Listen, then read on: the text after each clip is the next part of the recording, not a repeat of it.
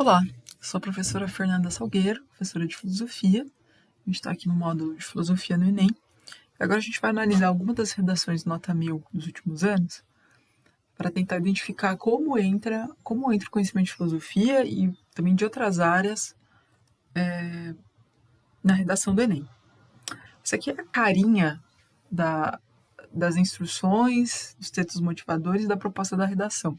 Quando vocês se deparam com a redação do Enem, ela vai chegar mais ou menos com essa cara, né? Aqui um modelo de 2019, do Enem 2019. Então, primeiro, vocês leem ali em cima as instruções, são 4 instruções, o item 4 tem alguns subitens. É importante vocês lerem, né, para reforçarem, para se lembrarem, né, das orientações gerais da prova, do que vocês podem ou não fazer. Aí aqui embaixo vocês têm os textos motivadores, são textos escritos, imagens que a própria comissão organizadora, o INEP, fornece para vocês poderem identificar alguns pontos de vista, alguns dados, alguns argumentos que estão sendo trazidos para vocês a respeito do tema. E, finalmente, a proposta de redação, que vem logo embaixo, mas aqui no slide não coube, eu coloquei aqui no cantinho, ó. Proposta de redação, né? No caso do Enem 2019, a proposta de redação estava ali, ó. O tema, democratização do acesso ao cinema no Brasil. Esse foi o tema de 2019. Então, é muito importante vocês olharem qual é o tema e, a partir desse tema, poderem começar a desenvolver a tese de vocês e os argumentos de vocês. Eu vou mostrar aqui para vocês alguns exemplos de redação nota 1000. A gente não vai ter tempo para ler aqui nesse vídeo, senão esse vídeo ia ficar um vídeo de 2 horas, tá? Eu só quero mostrar como, muitas vezes, argumentos são formulados a partir de conceitos e expressões, ideias, saberes da filosofia e de outras áreas do conhecimento que são trazidas à baila para a redação, para fundamentar os argumentos que são levantados aqui para defender a tese do autor ou da autora. Então, vamos só começar aqui essa redação. É de 2020, quando o tema foi o estigma associado às doenças mentais na sociedade brasileira. O texto começa assim, ó. No filme estadunidense Joker, estrelado por Joaquim Phoenix, é retratado a vida de Arthur Fleck, um homem que, em virtude de sua doença mental, é esquecido e discriminado pela sociedade, acarretando, inclusive, piora no seu quadro clínico. Interessante, né? Aqui, a Adriele, de Minas Gerais, que é a autora desse texto, começou associando o tema, o estigma associado às doenças mentais na sociedade brasileira, associando esse tema a um filme que ela viu. Então, já está trazendo um repertório, né? Vejam que depois ela vai continuar o texto, eu vou ler só mais esse parágrafo. Vejam o vocabulário que ela mobiliza, né? Além de apresentar uma referência já logo de cara para contextualizar esse tema, ela começa, assim como na obra cinematográfica abordada, observa-se que na conjuntura brasileira contemporânea, veja o vocabulário, observa-se que na conjuntura brasileira contemporânea, devido a conceitos preconceituosos perpetuados ao longo da história humana, que é perpetuado, uma coisa que é reproduzida, mantidos. Ela usa o verbo perpetuar, né? Ela poderia falar devido a conceitos preconceituosos que tem, né? Mas vejam, ter é um verbo muito comum, né? Ela vai buscar ela tem um vocabulário muito preciso, muito específico e que ela usa muito bem, né? Um vocabulário elaborado. Então, conceitos preconceituosos perpetuados ao longo da história humana, há um estigma. Então, ela usa a palavra do título, mas antes ela já usou preconceito, né? Discriminação. Ela foi usando sinônimos relacionado aos transtornos mentais. Então, o tema fala em doenças mentais. Aqui ela já traz transtornos mentais. Está usando sinônimos. Ela está mostrando que ela tem vocabulário, que ela tem repertório de português e de mundo, de modo geral. Uma vez que ela não falou por quê. Porque pode? Pode. É formal? É formal. Mas vejam como ela vai mostrando que ela tem um arcabouço grande, né, de sinônimos, né, de vocabulário. Uma vez que os indivíduos que sofrem dessas condições são marginalizados. Então, ela já falou em estigma, marginalização, discriminação, preconceito. Olha o vocabulário. Ademais, é preciso salientar ainda. Então, vejam que o vocabulário dela é muito interessante. Depois ela fala, em primeiro lugar, aqui ela começa a parte do desenvolvimento da redação. Então, no primeiro parágrafo, fez a contextualização. Nesse segundo parágrafo, ela começa o desenvolvimento.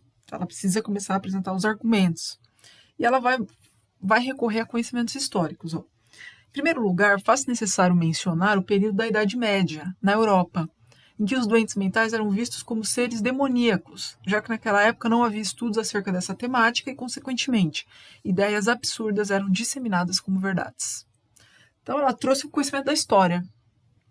Vamos só ver mais um trechinho ali do terceiro parágrafo, em que ela vai trazer um segundo ponto. Ela começa. Em segundo lugar, tá no meio da argumentação. Ressalta-se que já no Brasil, então ela trouxe para o Brasil, porque o tema é o quê? Sociedade brasileira. No primeiro parágrafo, ela fala do tema de um modo geral, doenças mentais em geral. Então ela começou lá na Europa, Idade Média. No terceiro parágrafo, quando ela está dando continuidade ao desenvolvimento da argumentação, ela traz para o Brasil. Em segundo lugar, ressalta-se que já no Brasil, então ela está se enquadrando no tema. Uma evidente falta de informações sobre transtornos mentais, fomentando o grande preconceito. Fomentando o preconceito, que legal, fomentar, né? Não falou aumentando, ou, né? Fomentar, verbo legal, promovendo, né? Grande preconceito e estranhamento com essas doenças. Nesse sentido, é lícito referenciar o filósofo grego Platão. Olha só, ela trouxe a filosofia para uma redação que tinha como tema o preconceito associado às doenças mentais no Brasil. Como que ela trouxe o Platão? Vamos ver o recurso que ela faz. Que tipo de recurso? Nesse sentido, é lícito referenciar o filósofo grego Platão, que em sua obra A República, acho que de Sacrates está errado aqui, narrou o intitulado Mito da Caverna, no qual homens acorrentados em uma caverna viam somente sombras na parede, acreditando, portanto, que aquilo era a realidade das coisas. Então, olha que legal. Ela fez uma referência ao mito da caverna, a alegoria da caverna, em que as pessoas acham que estão vendo a realidade, mas não estão. Lembra disso, primeiro ano?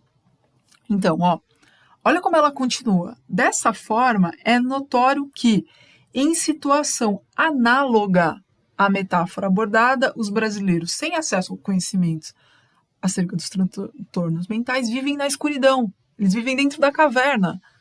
Isto é, na ignorância, disseminando atitudes preconceituosas. Então, o que ela fez? Ela recorreu à filosofia para construir uma analogia. Ela tomou o mito da caverna como uma metáfora para fazer uma analogia entre as pessoas acorrentadas dentro da caverna e as pessoas que vivem sem conhecimento na ignorância, porque a caverna, ela representa a ignorância. Então, existem pessoas que vivem lá dentro desse mundo da ignorância, que acham que possuem a verdade, mas de fato elas vivem na ilusão. E ela diz, existem pessoas que moram nessa caverna do preconceito. Então vejam que ela faz uma analogia que se encaixa perfeitamente no tema.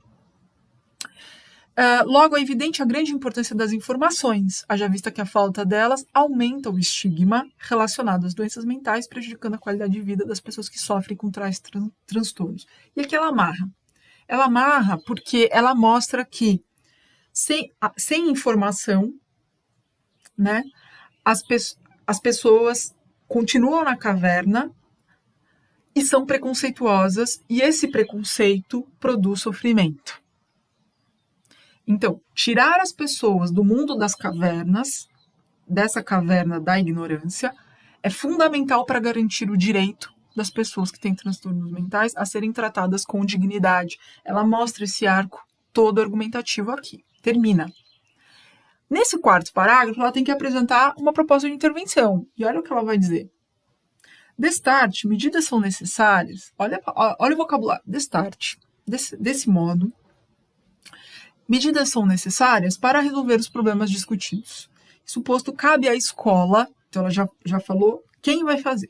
Cabe à escola, forte ferramenta de formação de opinião, realizar rodas de conversa com os alunos sobre a problemática do preconceito com os transtornos mentais, além de trazer informações científicas sobre tal questão. Então ela já falou quem vai fazer e o que vai fazer.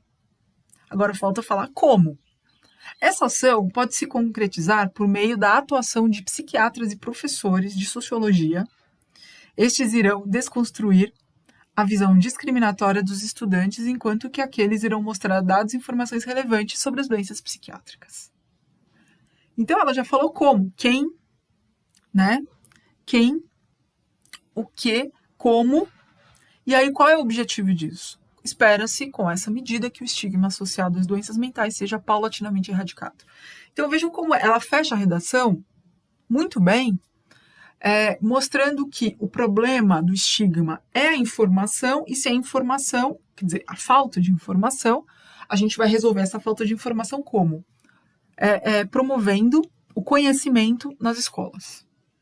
Então, com isso, ela fecha perfeitamente essa redação de um ponto de vista lógico, e vejam que, então, ela faz uma redação coerente.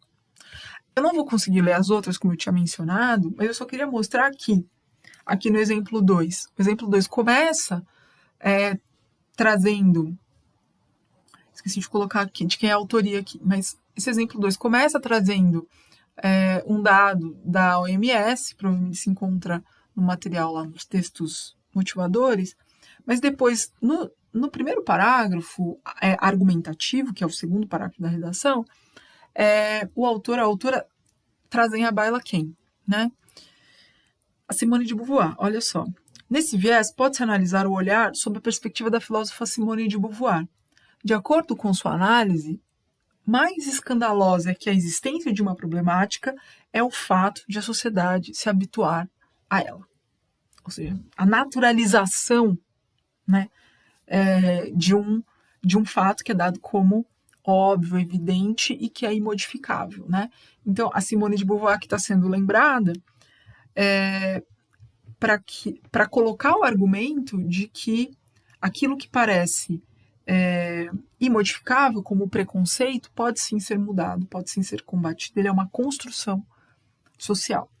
Depois também, o autor ou a autora vão mencionar o sociólogo Herbert Spencer, autor do Darwinismo Social, para criticá-lo.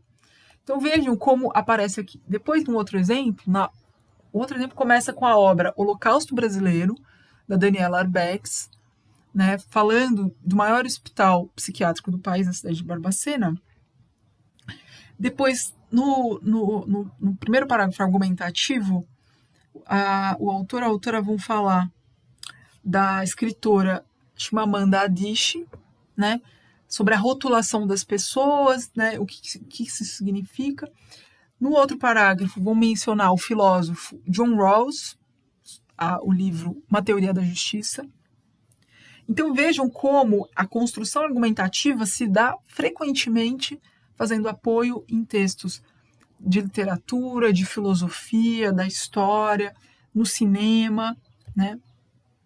De 2019, uma das redações nota 1000, né? Começa com uma citação ou uma referência a David Hume, né? Um filósofo escocês. Depois se fala de um historiador, o Huizinga, né? Do Homo Ludens. Então, gente, estou trazendo aqui alguns exemplos, eu vou depois disponibilizar esse material para vocês. Olha aqui, Jean-Paul Sartre.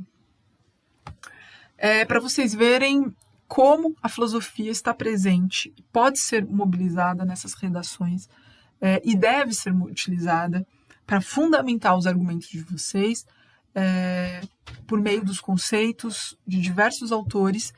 E aqui eu vou tentar, num próximo vídeo, mostrar alguns conceitos e autores que podem se mobilizar de diversas maneiras nessas redações, tá bom? É o que a gente chama de autores ou conceitos coringas, tá bom?